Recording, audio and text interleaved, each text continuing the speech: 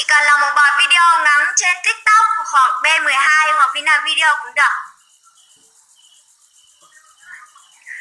Nam nữ đều tham gia được nha.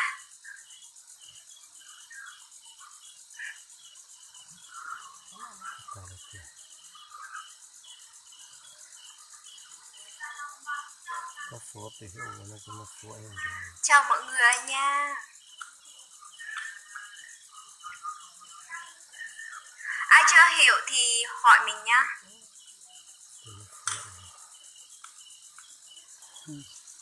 Có phải bây giờ nó tiếng Việt cũng không rõ.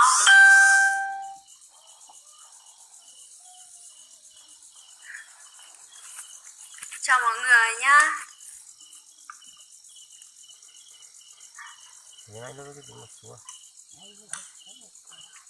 Ai chưa tham gia thì mau tham gia nhá.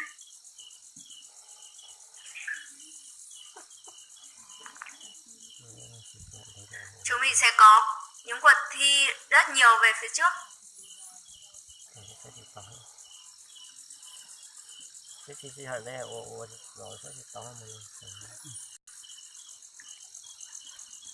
Dạ xuống hết rồi anh ơi. Đúng vậy.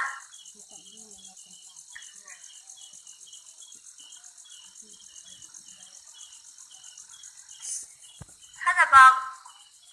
Đồ sớm lứa. Hỏi là like bạn bao nhiêu điểm, xác bao nhiêu điểm. Ở đây thì tính lượt like với lại lượt chia sẻ với lại lượt xem. Ai nhiều nhất thì sẽ được giải nhá. Có 3 giải nhá.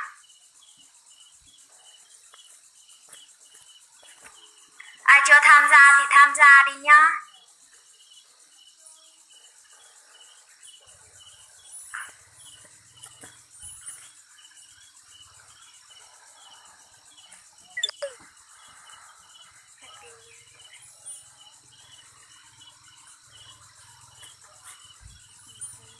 Ai chưa hiểu thì hỏi mình nhá.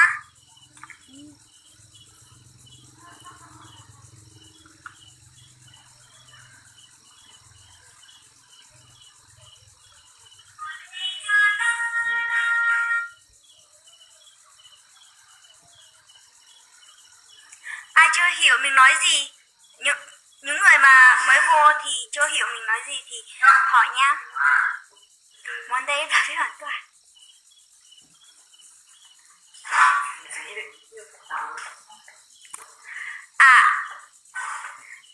Bây giờ mình đang tổ chức thi Hot Tim Mông. Ai mà tham gia thì làm cái bài video ngắn khoảng 10 đến 30 giây gửi cho mình, rồi mình đăng lên trang Hot Tim Mông, rồi các bạn lên trên đấy chia sẻ. Những ai mà có lượt xem, lượt like và lượt thích nhiều thì được giải nhá. Giải nhất là 1 triệu, giải nhì là 600, giải ba là 400 nhá. Ai chưa hiểu thì hỏi thêm nhá.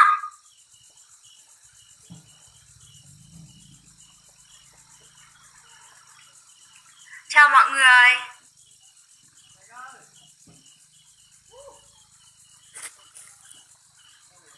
Ai mà chưa hiểu mình nói gì, ai mới vô ấy, chưa hiểu mình nói gì thì hỏi thêm nhá.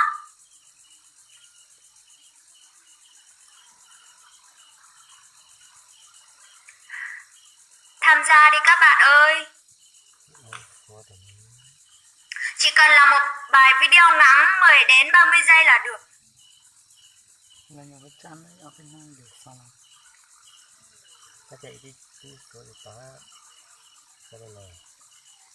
Ai mà chưa hiểu thì hỏi thêm nhá.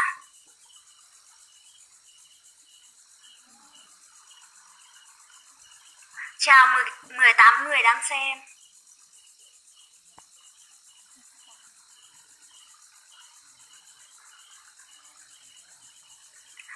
Cuộc thi bây giờ là có 3 giải nha, nhất, nhì, ba.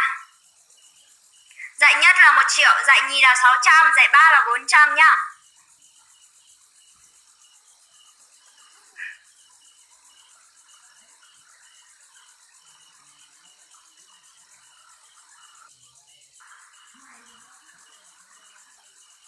Các bạn chỉ cần làm một cái video ngắn 10 đến 30 giây gửi cho mình, rồi mình đăng lên trang. Các bạn lên chia sẻ cho bạn bè của các bạn thấy. Rồi mình sẽ tính lượt like, lượt chia sẻ và lượt thích. Những ai mà được nhiều nhất thì sẽ được giải.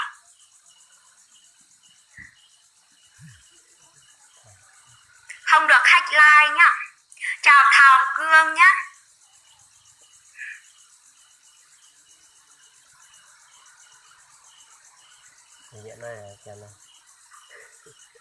Chào mọi người. Ai mà chưa hiểu mình nói gì thì hỏi nhá. Và mình sẽ có 3 giải. Giải nhất là 1 triệu, giải nhì là 600 và giải 3 là 400 nhá. Ai chưa tham gia thì tham gia đi nhá. Có một số người tham gia rồi đấy.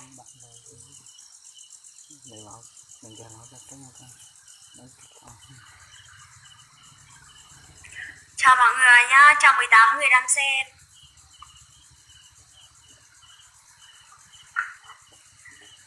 Cuộc thi của mình hết vào tháng 11 nhá. Ai mà chưa tham gia thì mau tham gia nhá. Giải nhất là 1 triệu, giải nhì là 600, giải 3 là 400. Ai mà chưa hiểu thì hỏi mình nhá.